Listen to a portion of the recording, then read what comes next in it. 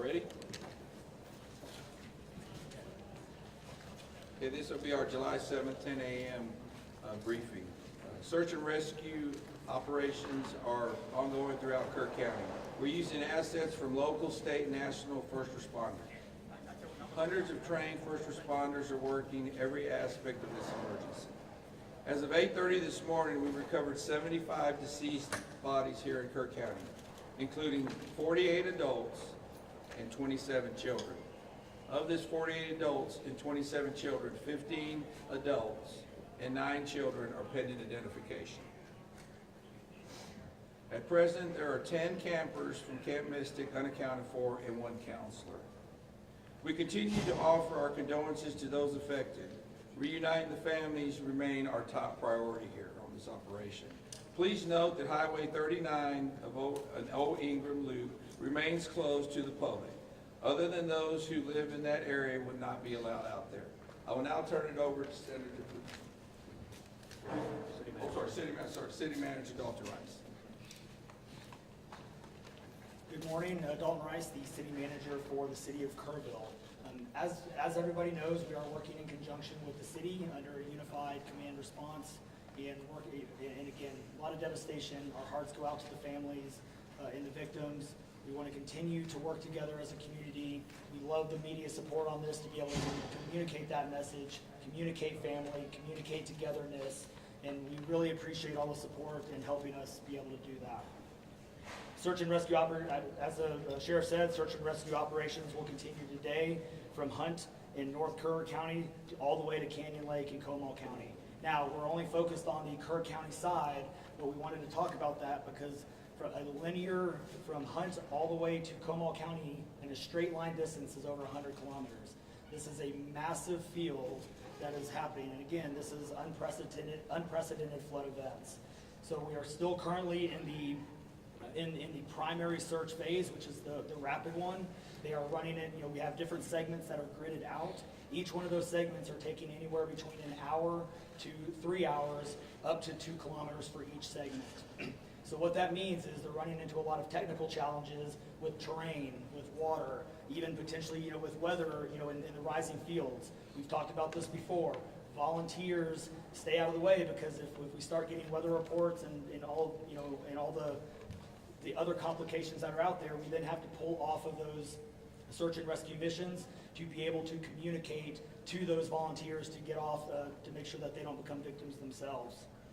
Those operations involve 19 different local and state agencies, in addition to conducting primary and secondary searches. They will be conducting welfare checks on areas in North Kerr County impacted by power outages. And when we say search and rescue operations, that is boat, walking, on the ground, dogs, drones. Again, keep personal drones out of the air. Helicopters. We do have other assets that are continuing to search as well. As of present, KPUB, which is the Kerrville Public Utility Board, is reporting continued power outages between Hunt and Ingram along the South Fork of the Guadalupe River in Hunt. In the South Fork area, there are approximately 40 down power lines and significant infrastructure damage. KPUB has brought in additional utility personnel to help with restoration, but it's not possible at this time when the power is going to be restored. There are some substations along with those power lines that we are still trying to get access to just from debris buildup or them being completely wiped out. So we do not have an estimated time on when those are going to be fixed. We continue to have substantial number of requests for volunteers, as I said before, and donation opportunities. We are asking those who want to volunteer to contact the Salvation Army in Kerrville by phone at 830-465-4797 or in person at 855 Hayes Street in Kerrville. Monetary donations can be made on the Community Foundation of the Texas Hill Country's website at www.communityfoundation.net. They have a Kerr County Relief Fund set up on that site. And I will now turn it over to the Mayor, Joe Herring. Thank you for being here. I need to tell my community and those families who are waiting, this will be a rough week. Primary search continues, and we remain hopeful every foot, every mile, every bend of the river. Our work continues. You need to know that we have been blessed with help from the community, from the state, and the nation. We have trained experts who are helping in this effort. If you want to volunteer, it is important that you contact Kerrville Salvation Army and register. Dalton gave that number, but I'm going to give it again. 830-465-4797. We need focused and coordinated volunteers, not random people just showing up and doing what they do. We need to work together. As Dalton said, donations have been flowing in from around the world to the Community Foundation.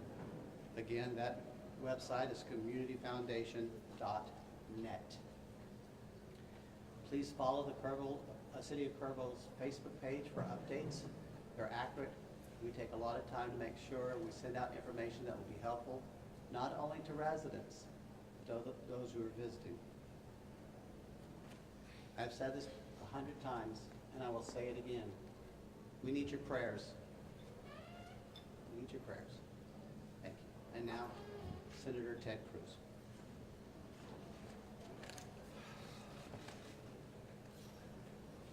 Texas is grieving right now. The pain, the shock of what has transpired these last few days has broken the heart of our state. As of yesterday, the confirmed death toll was 82, and those numbers are continuing to go up. The children, the little girls who were lost at Camp Mystic. It's every parent's nightmare. Every mom and dad. Last week, we were picking up our daughter from camp here in Hunt. Our girls have gone to camp here for a decade. The Hill Country is an incredible part of Texas, part of the country. The natural beauty here is incredible. The camps that have raised generations of little girls and little boys and instilled character and love and faith are extraordinary institutions. And I'll tell you, the pain in our state, and it's every part of the state. You've got Texans from all over the state who were here celebrating the 4th of July. A week ago, this was a time of great celebration. You're dropping your little girl off at camp, your little boy off at camp. You're celebrating Independence Day. You know that your child is going to be swimming, canoes, and horseback riding, and doing archery, and making lifetime friends. And then suddenly it turns to tragedy. For the last several days, I've spoken to multiple parents, scared out of their mind. Do you know anything? Where is my daughter? There's still 10 girls and 1 counselor from Camp Mystic that are unaccounted for. And the pain and agony of not knowing your child's whereabouts. It's the worst thing imagined. But I want to say, in the face of all of this, it is simultaneously inspiring. Every time there's a tragedy, every time there's a natural disaster in Texas, Texans come together. Texas is a big state. We got 31 million people, and we have hurricanes, we have tornadoes, we have wildfires. Tragedies hit this state, natural disasters hit this state, and without fail, 100 out of 100 times when that happens, we see Texans coming together, helping each other, engaging in acts of heroism. There have been over 850 high water rescues since this flooding began. 850. You look at extraordinary stories of Eagle Scouts pulling campers out of harm's way. I was just hearing a story of one counselor whose head was right at the water holding up 2 mattresses with campers on those mattresses. That kind of courage, that kind of selflessness. And then there are the first responders. The local first responders, I want to thank every one of the first responders at the local level, at the city level, at the county level, at the state level, at the federal level. In the first few hours of this flood, I was on the phone with Governor Abbott. I was on the phone with Lieutenant Governor Dan Patrick. I was on the phone with Nim Kidd, the head of the Texas Department of Emergency Management. And then I called President Trump. I called President Trump. He was having dinner at the time. It was still early in what was transpiring. And I wanted him to know, I said, Mr. President, everything we're hearing right now, this appears to be bad, really bad. There may be a very significant loss of life unfolding right now in Texas. And I will tell you, the President said, Ted, anything Texas needs, the answer is yes.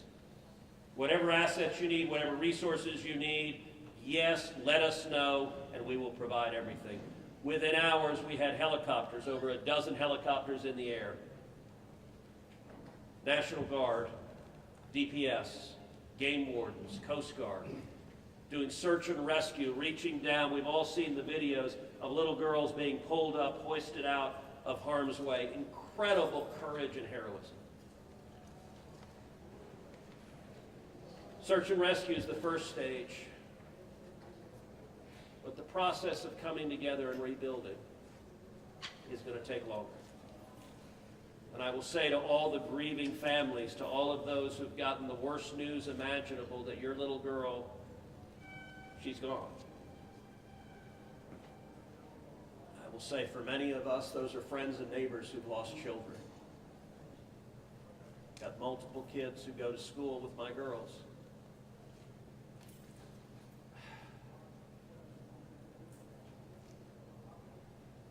The mayor asked for prayers. And I want to say thank you to the millions of Texans, to the millions of Americans, to the millions of people all over the world right now who are praying for Texas and praying for those parents.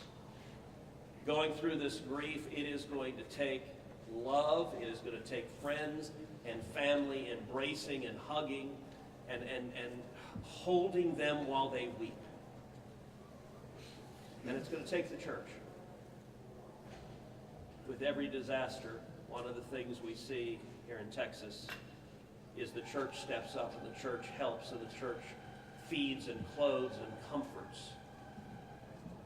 This morning I met with a group of chaplains who've been going through the incredibly difficult process of talking to mom and dad after mom and dad who just lost the most precious person they ever knew. And those chaplains are just trying to love them and show God's love. So I want to say we will come through this. To those in the midst of grief right now, that might seem hard to fathom.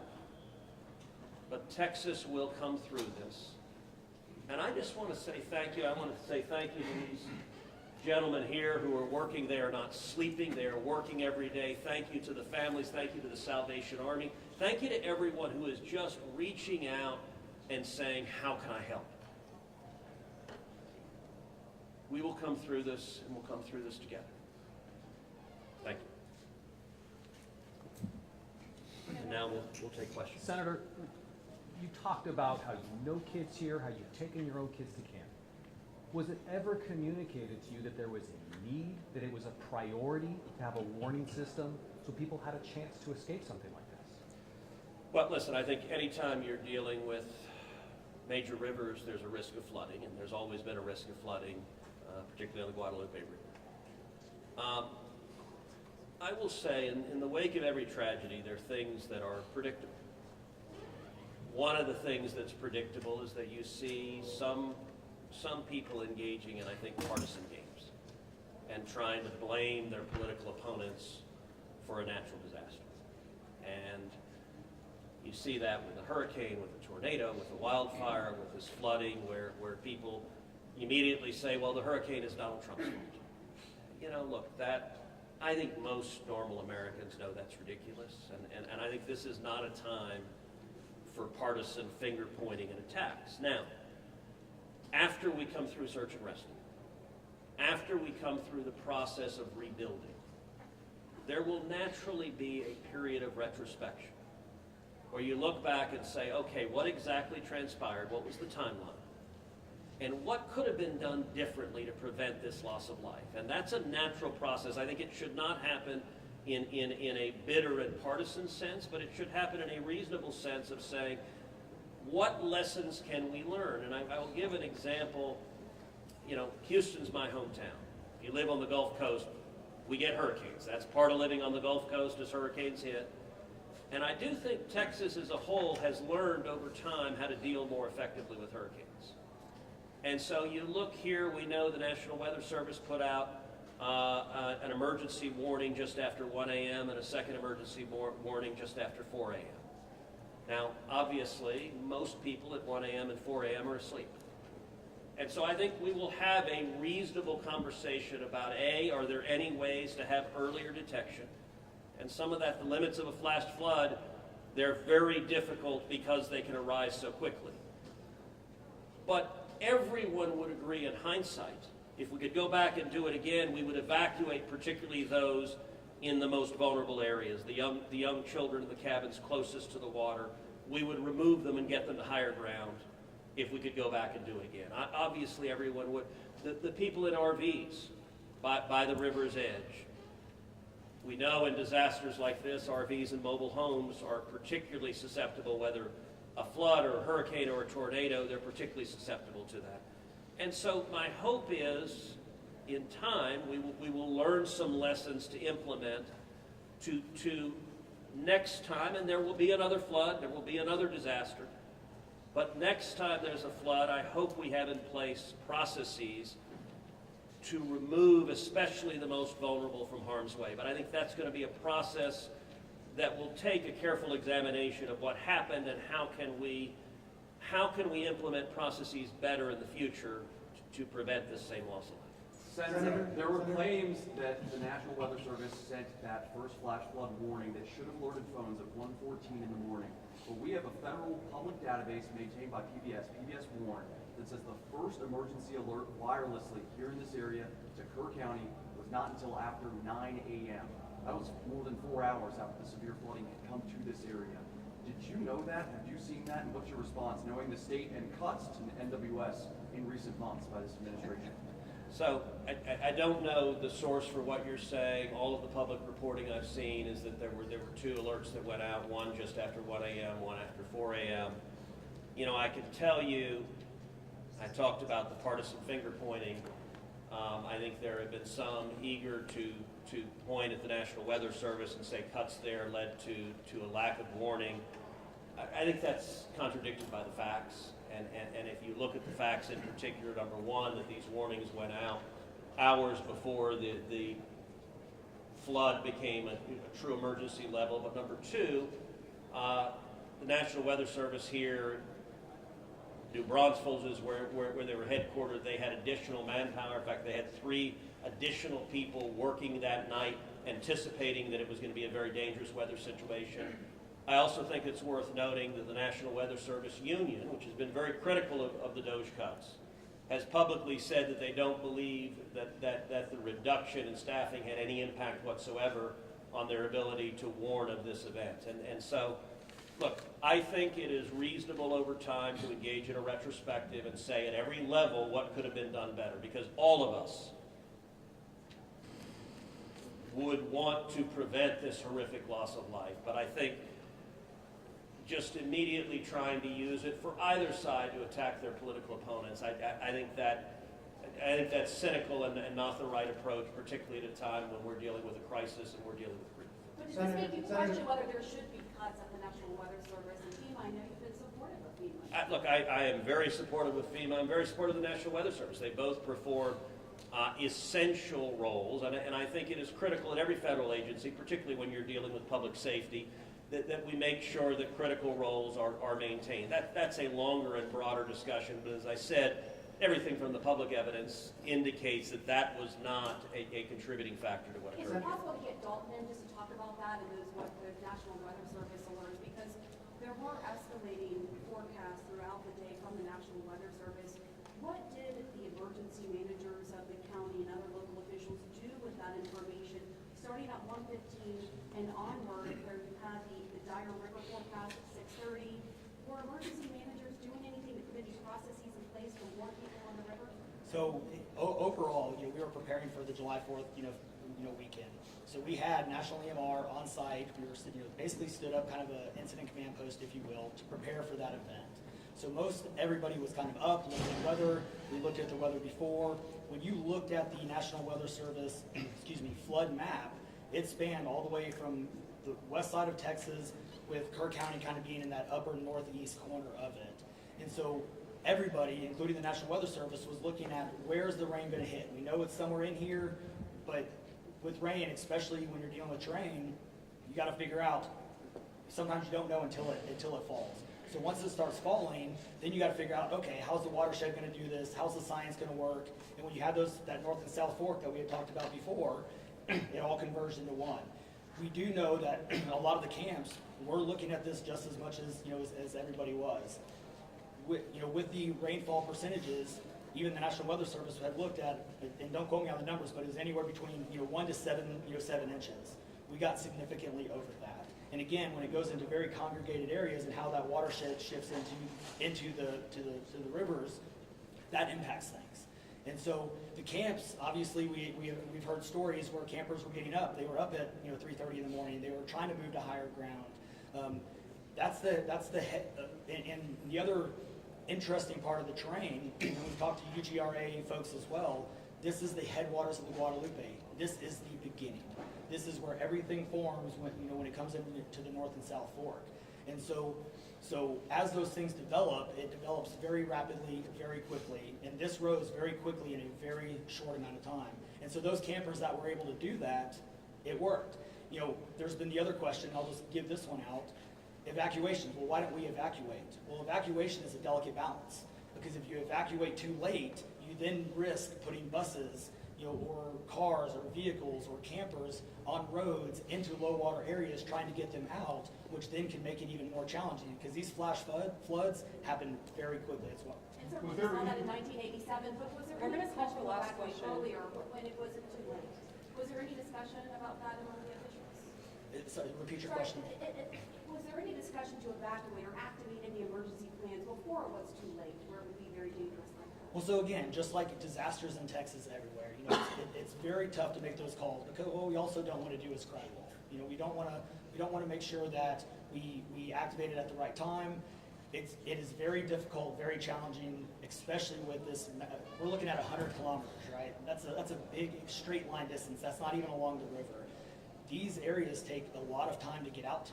So even when first responders were on the ground at 3:30 in the morning and we had reports, we had first responders that were getting swept away, actually responding to the first areas of rainfall. That's how quick it happened. First responders who have experience, who are Swiftwater qualified, were driving as soon as the rain started falling, were driving to these areas, and one of them got swept off the road. So what else have been Was there any One last question, indication everybody, one last question. between 1 and 4 a.m. from local law enforcement to the camp saying, I know you can't get buses in an hour, but was there anyone telling the camp between 1 and 4 a.m., you need to get the girls to higher ground, at the very least, even if they have to walk up there in the rain, as many of them actually ended up doing? Was there any communication from local law enforcement to anyone at that camp between 1 and 4 a.m.? That I don't know off the top of my head. What I do know, though, is there's 55,000 people in Kerr County. Kerr County is a massive, massive area. From here to those camps is 45 minutes on a good day. And so, obviously one of the big challenges that we have, even when you have cell service, a lot of those areas don't even have cell service. Radio communications towers, radio towers within the hill country, it becomes very challenging.